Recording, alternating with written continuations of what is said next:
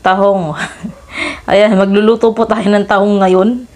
So, ito yung tipong pwede mong ulamin, pwede mong ipulutan, o pwede mo rin i-merienda, bahala ka.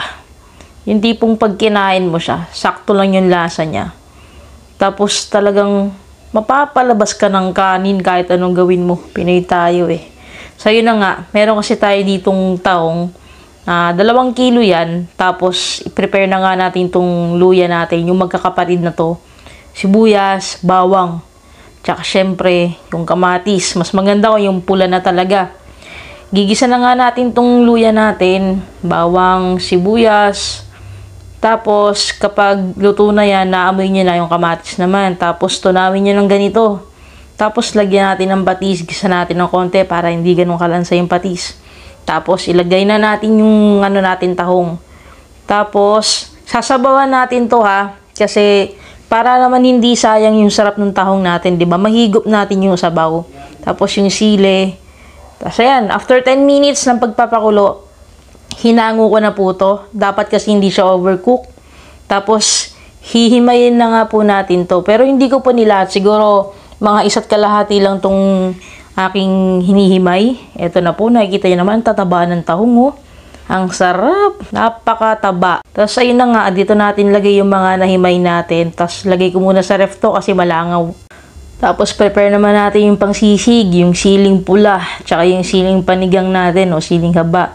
Tapos mga 5 pirasong kalamansi na makatas. 2 katamtamang laki ng sibuyas. Tapos sobrang laki ng puting sibuyas na to. Kaya kumuha lang ako ng portion. Tapos bawang panggisa. Tapos maglagay na nga tayo ng margarine dito sa sira naming teflon. Gisa natin yung bawang sibuyas tsaka konting sili para may anghang yung sauce. Tapos ilagay na natin tong ating tahong. Haluin lang natin yan. Tapos timplahan natin ng konting toyo. Hindi naman sobrang dami, baka maglasang adobo na. Tapos lagay na natin yung kalamansi dito na ewan ko ba bakit hindi ko pa piniga kanina. Tapos paminta. Konting halo lang kasi total luto na to. Kumbaga parang minimix lang natin para magkaroon ng flavor. Tapos yung suka, then yung sili natin, tsaka yung natirang sibuyas. Ang dami nang version ng sisig tahong, no? Pero ito yung masasabi kong uulit-ulitin kong luto sa sisig tahong. Napakasarap, simple, hindi nakakaumay. Salamat sa partner ko. Yun mga kabsat, ito na po yung ating sisig. Naluto na, medyo naluto na yung sibuyas. Dahil sa init.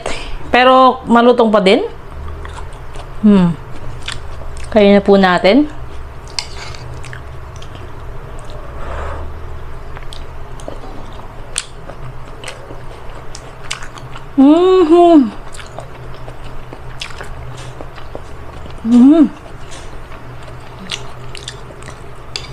Ang sarap.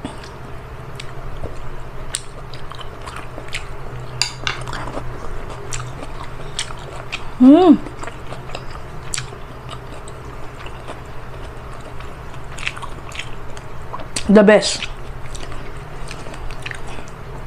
Daming version ng ganitong sisig. Pero, syempre, kanya-kanya naman tayo and kung ano yung pasok sa panlasa natin, di ba? Pero try nyo yung ganito kasimple lang.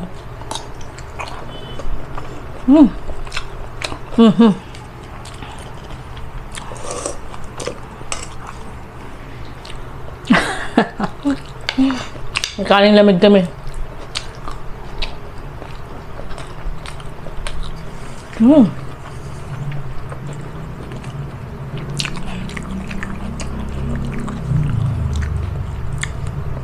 Sarap.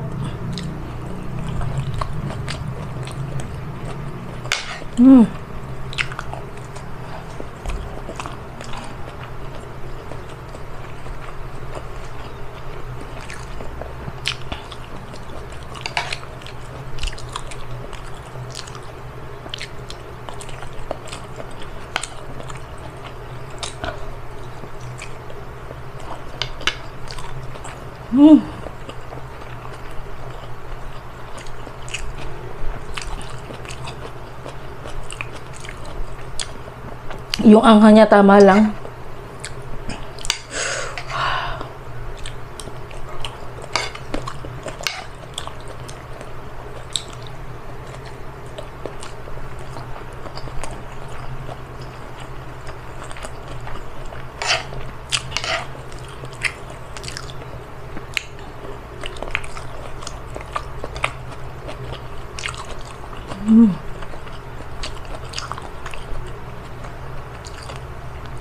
Sarap.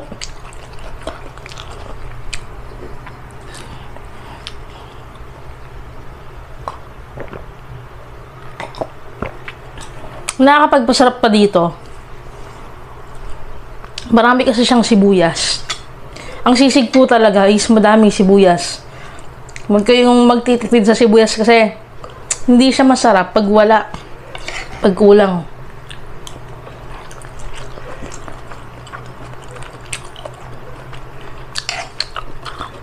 Dami, diba?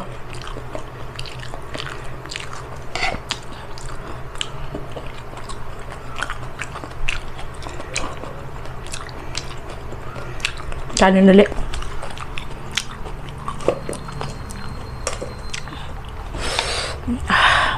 Papak lang talaga dapat eh.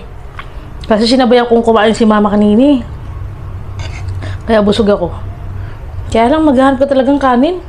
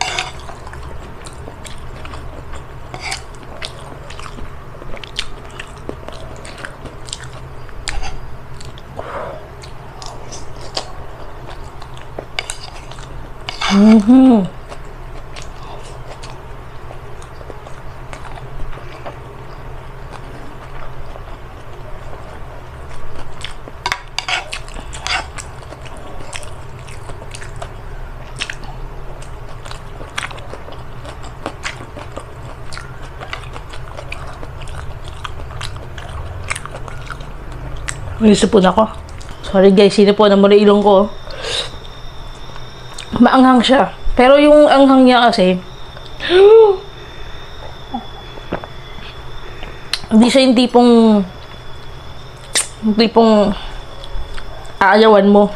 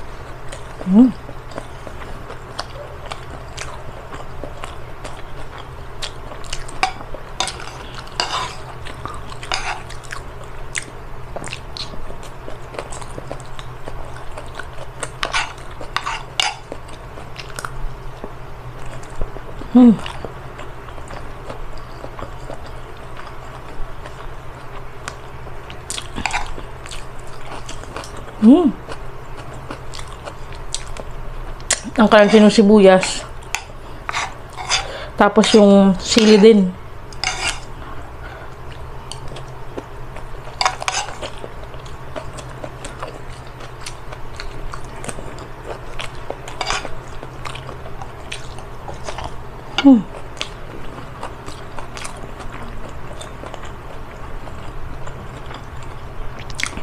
Sarap.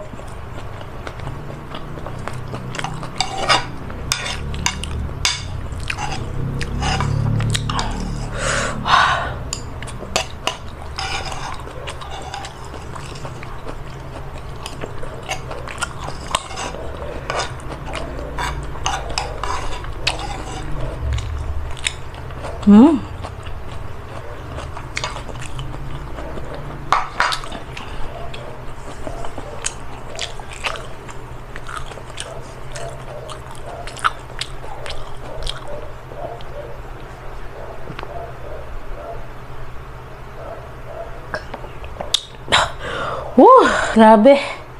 Sarap, na enjoy ko. Alam mo, nakakabitin. No? Medyo konsumo siya sa space kapag niluto mo sa kawali kasi yung shell, nakakaabala. Pero sarap. Worth it yung pagluluto. Ayan na, pangit yung request mo, okay na, nagawa ko na. Hindi niya po talaga ako tinantanan. Oras na ng tulog niya, may pasok pa siya sa trabaho, pero hindi niya ako tinantanan.